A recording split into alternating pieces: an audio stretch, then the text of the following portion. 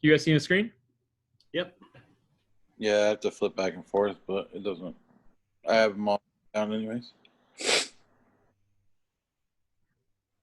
All right, we should be ready to roll.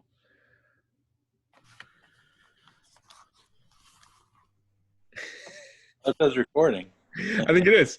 It is, right? Yes, it is. Because it said there's a little dot flashing. Hey, welcome to the BFL 2020 Keeper Review. It's me and Mike, and we are extremely excited to be joined by Commissioner Nate Lautenbach. How are you guys doing? Doing great. Thanks for having me, guys.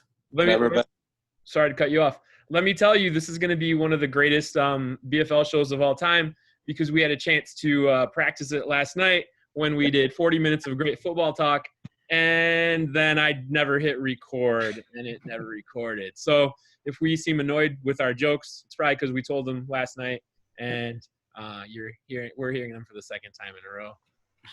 Sorry, guys. We're more prepared. All right. Well, I'm super keyed up for this. I feel pretty lucky to be playing fantasy football this year. We didn't know what was gonna become of this football season, so let's make the most out of whatever we get. Hey, boys. Yes. Yeah, I agree. Some excitement though. First, Drew dangled his first round pick, and I know for a fact at least one team is making a move for it. I'm not going to say who. So there's your little excitement. Was it one of you guys? You guys going for it? It's not me. It's not me. Okay, we'll see what happens. It wasn't me either. So we our little setup here is we're going to show each team and their keepers, and we're going to tell how terrible they are. And I'm going to start with my team. No, I'm actually pretty excited with the group I have. George Kittle, Mike Evans, AJ Green. You'll notice kind of the format here. Every player is looking awesome in each picture, just about, because your boy AJ Green is chilling with his busted ankle. But he's been practicing this week. A lot of excitement and hope is up in the air for the Steel Reserves. What do you guys think? Anybody want to say anything? Keepers are great. AJ Green, gotta hope he bounces back with Burrow throwing him the ball, but Kittle, more than a tight end one. And Evans is great. I think he'll do fine with Brady. Maybe he loses some more touches to Godwin, but got to be happy with your keepers. Yeah, I'm really excited about seeing what Evans can do this year, watching Tampa Bay play. Is Burrow the de facto QB1? I haven't heard anything out of Bengals camp, but is he just automatically going to be penciled in as the day one starter? Yeah, pretty much hands down. And actually, they've been really impressed. I think he's crushing it in 2-minute drill. There's been really good reports with that. And also, he led a team meeting on the social justice, Black Lives Matter stuff.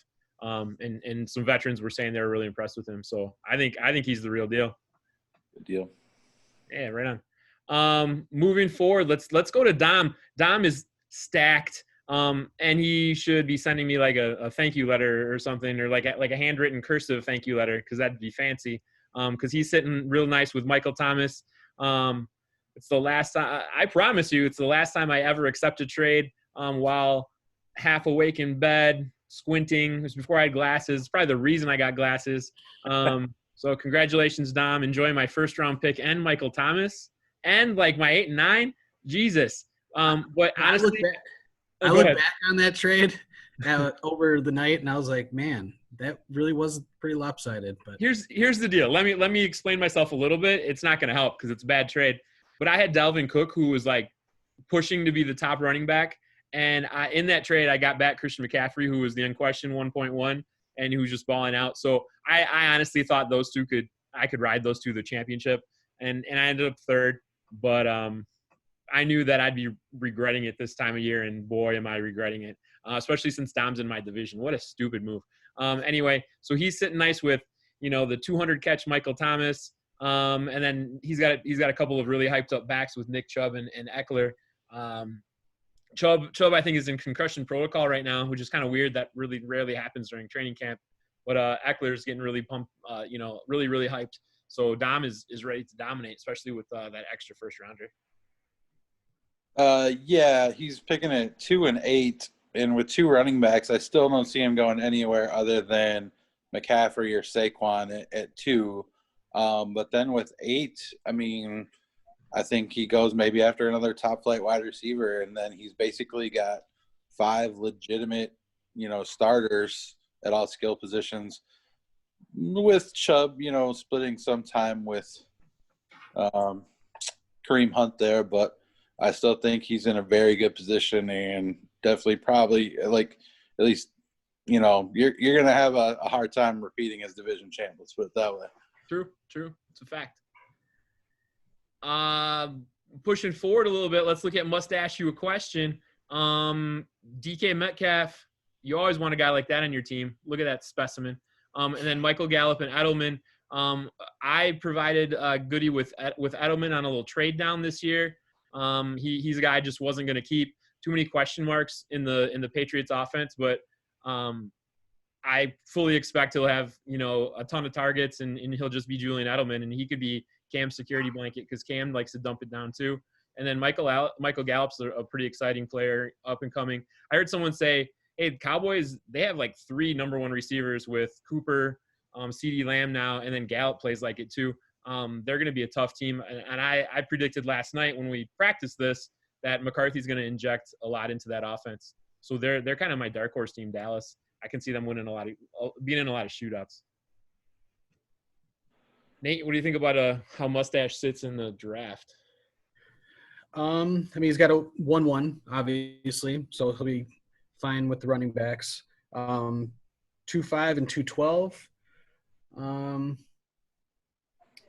Yeah, I mean, I see him going after a top 10, 12 receiver. Well, I mean, he's already got the 3 receivers, but I mean, I'm not sure about Edelman. I'm not sure if I would gamble on putting him as my wide receiver 2 or flex.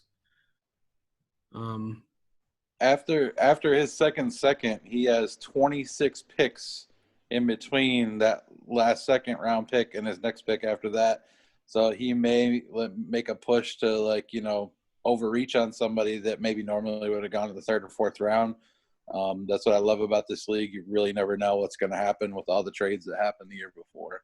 So yeah, it could be interesting. With 2 second-round picks, maybe he has the ammunition to have a conversation with Drew for that first rounder. Oh, there you go. Moving on to the president is a racist or a rapist. I'm not sure which one Seth was going for. Maybe both.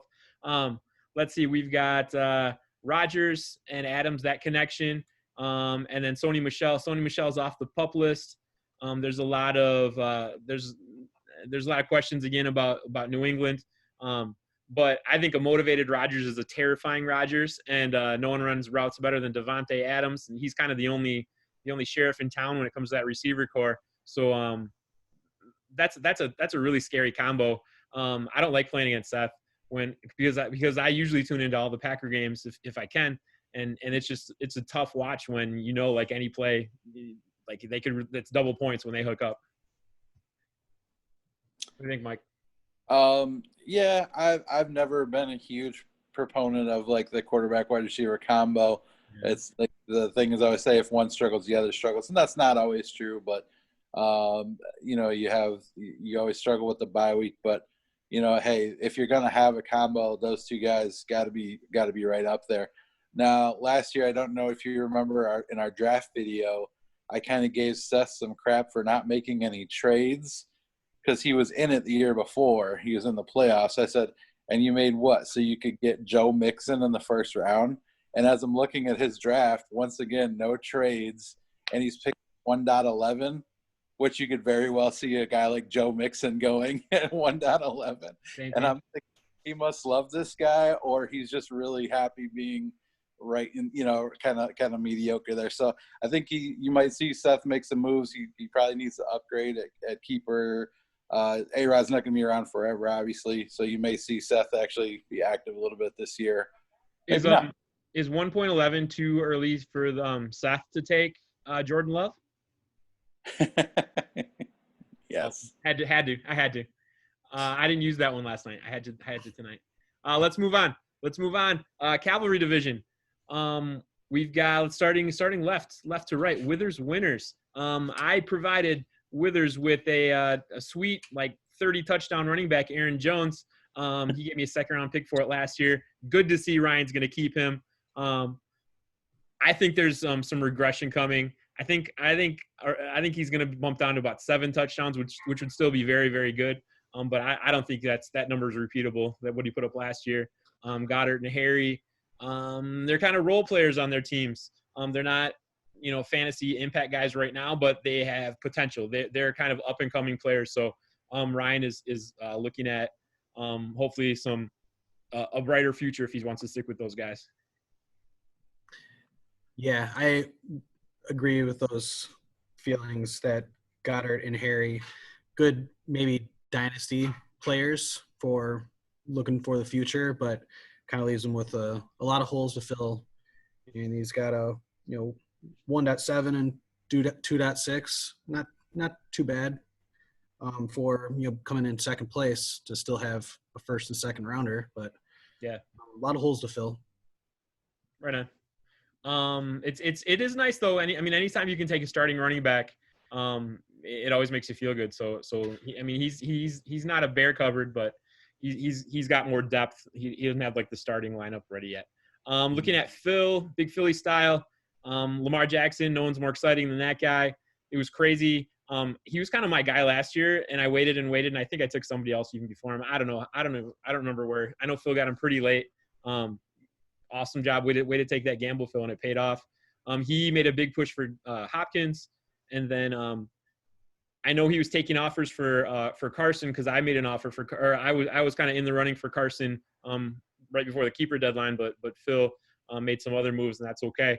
And so Phil, I think Phil's looking pretty strong here with 3 very good high scoring keepers. Yeah, absolutely. I think he's got the best balance of keepers. He's got, definitive number ones at all 3 positions.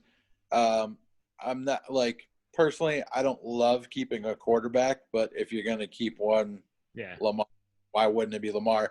Plus, it is kind of nice knowing that you don't have to target a quarterback at any point during the draft. You really don't. I mean, he could wait till the 16th round and get a QB2. For no problem for the bye week, or he could wait until the bye week and just drop a bench player and spot start him. Chris Carson is definitely the number 1 on a very run heavy team. Hopkins, so he doesn't have any keeper picks hardly at all this year. I think 8, 9, 10, or 11 of his own. A lot of trades. He's got a lot of mid-round picks, a lot of 4s, 5s, 7s, and I think he can build a nice solid team there.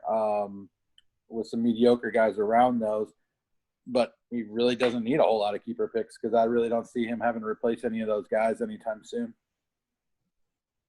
Yeah, I feel you. If you've got a guy like Jackson and Hopkins, they're both relatively young, and so what's the value of keeper picks? They're probably more valuable in a trade to try and get a non-keeper player than they are to have as an ammunition to try and find another keeper. So it's kind of interesting to me how different teams will value different rounds based on who they have or what their roster makeup is. All right, Cobra Kai, probably to me the most stacked in the draft, but you guys are going to talk about that. He's got a pair of Steelers who pretty much really disappointed last year, but I think the Steelers are going to be a ton different with Big Ben back.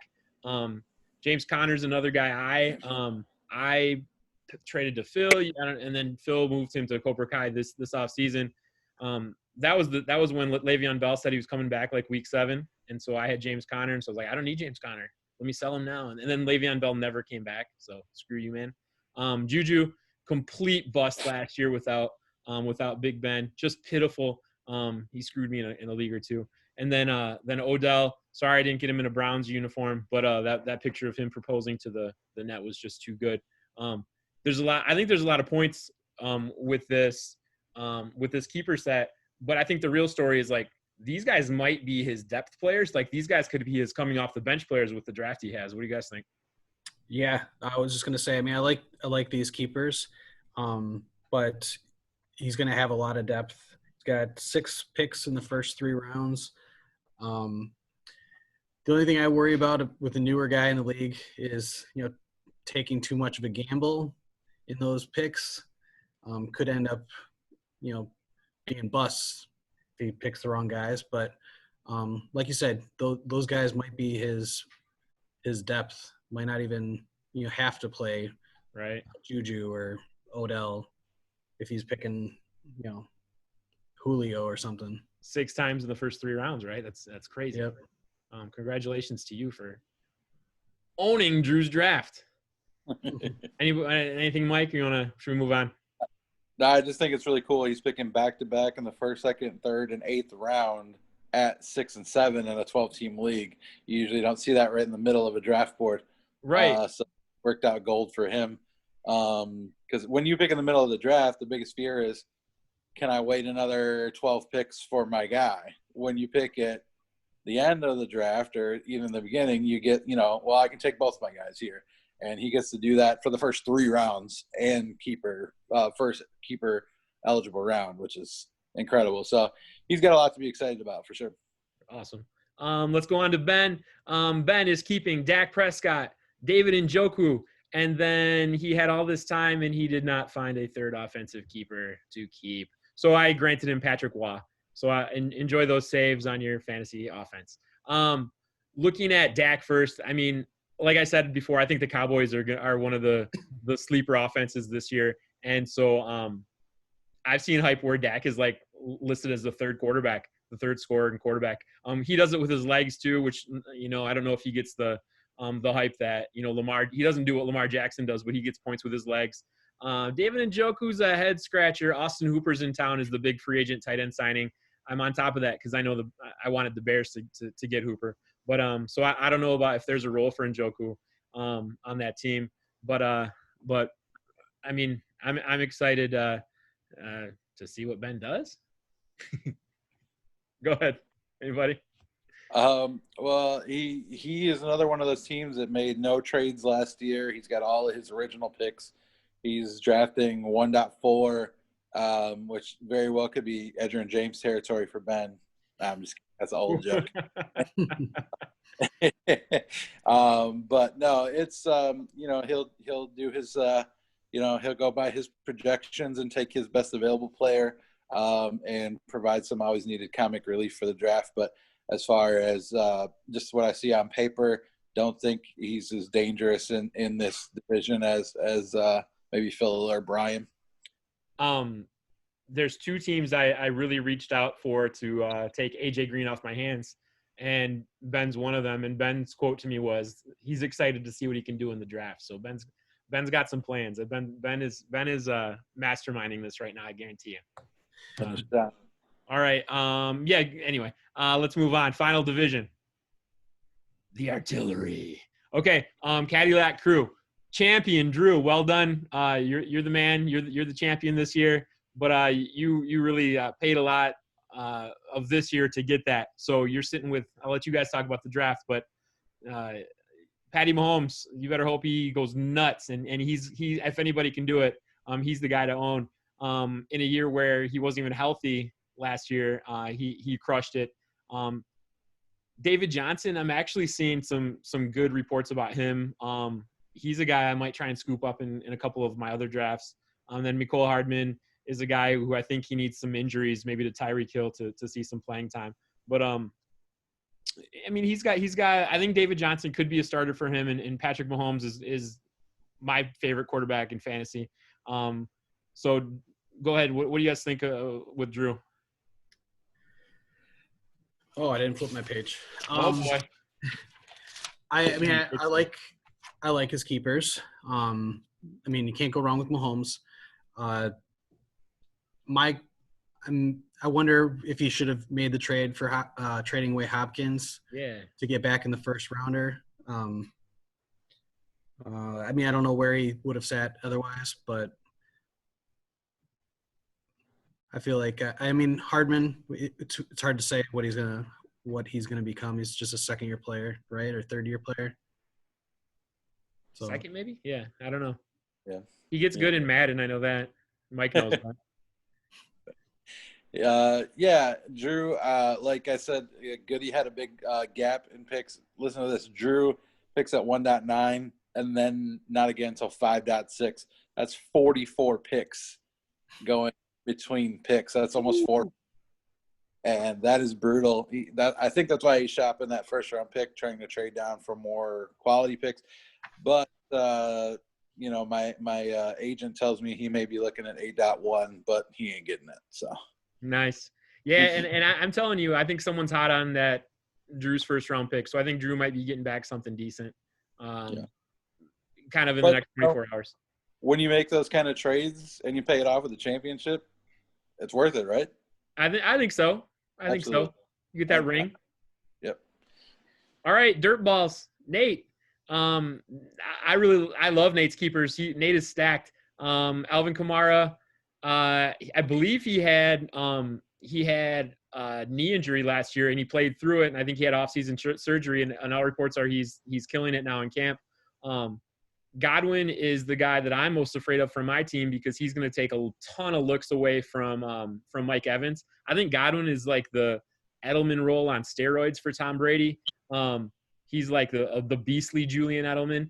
And then Cooper Kupp's one of my favorite guys in the NFL.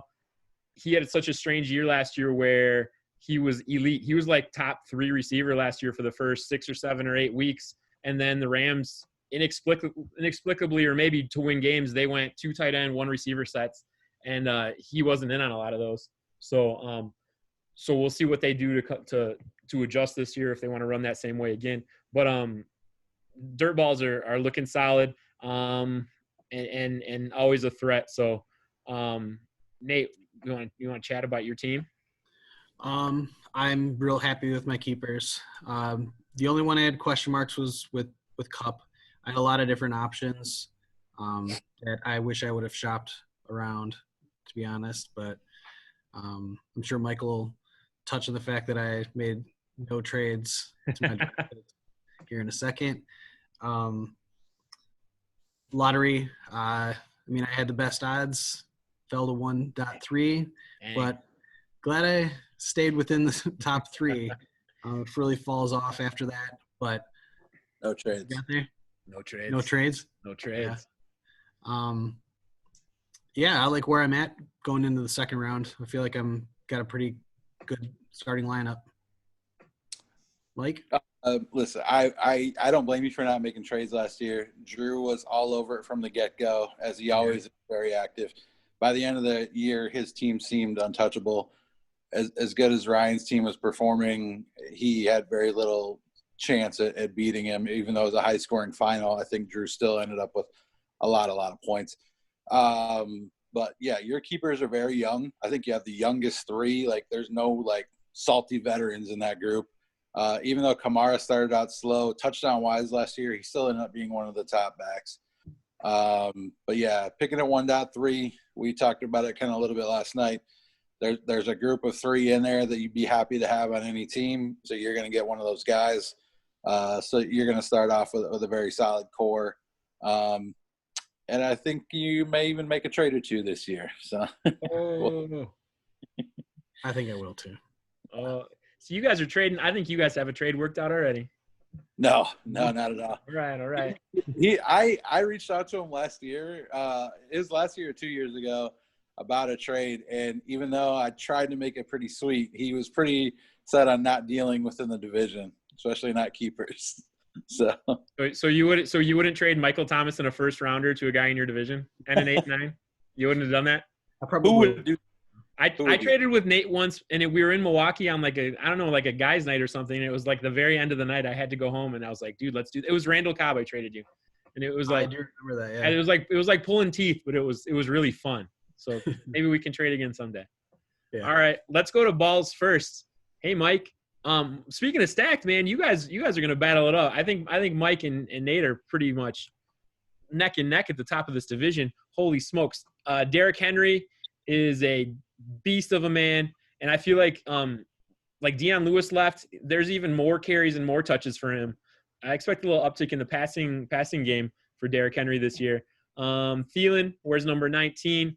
He no more Stephon Diggs in the house.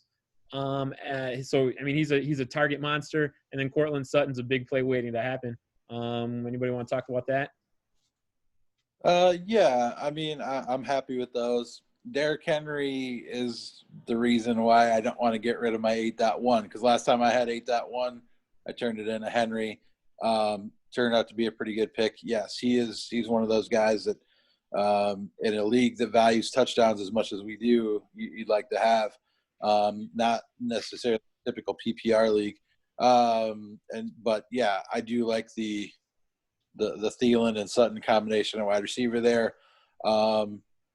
I really, honestly, as I'm projecting, because I don't pick until the last pick of the first round, because of the keepers we've talked about, because of a lot of the trades, I really don't know what to expect there at number 12. I could be happy getting a guy that I thought was going to go mid-round, but maybe with some of the luxury picks that'll be out there already, I really have no idea what to expect. So I'm pretty excited for Sunday. Sweet. All right, and hey, Cortland Sutton is the guy you went out and traded for. It's funny because I had an offer into Phil also, and I couldn't match it, or it was almost a very similar offer, and you won him. So that kind of set the tone for what I decided to do with Edelman, trading down and whatnot. So I really like Sutton. Crowded receiving room, and I'm not completely sold on Drew Lock, but I think that super talented Cortland Sutton's gonna still be the leading guy in that offense. All right, White Thunder, last but not least, and I'm White Thunder. We've got Darren Waller, who he acquired at the last minute from Mike, and somebody called Justice Hill and Paris Campbell. Go for it, Kyle. White Thunder. I mean, I'm glad that he made the move for Waller, because otherwise his keepers were rather sad. I mean, with Dobbins coming into town, Ingram's already there. I'm not sure where Justice Hill really fits in to get any playing time. Paris Campbell, I mean, he's second or third year receiver, right? I'm not kidding. Paris Campbell got in a car accident like yesterday, and I think it's a concussion or something too. So okay. The hits keep on coming. Sorry, White Thunder. Well, what I said yesterday was, I mean, we'll see what Mr. Noodle Arm does for him.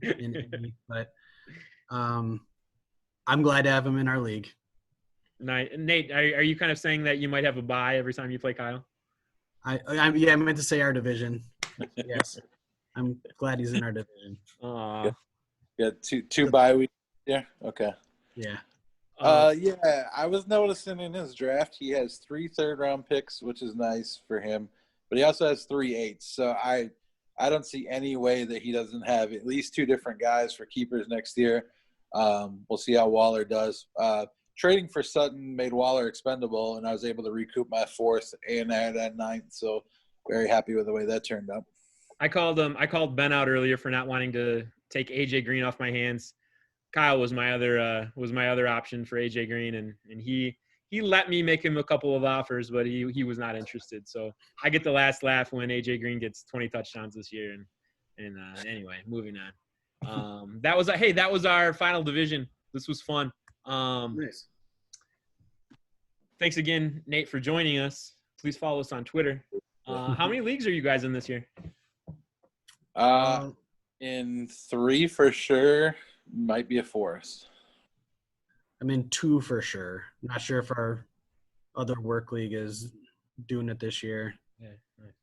I'm in I actually have 3 drafts. Well, I have tomorrow I have an auction. I'm running out of time. Tomorrow I have an auction, so I'm pretty excited about that. Sunday I have BFL, and then Monday I have another draft. And then I always do like a family one that's auto drafted. So I'm technically in 4. Very excited.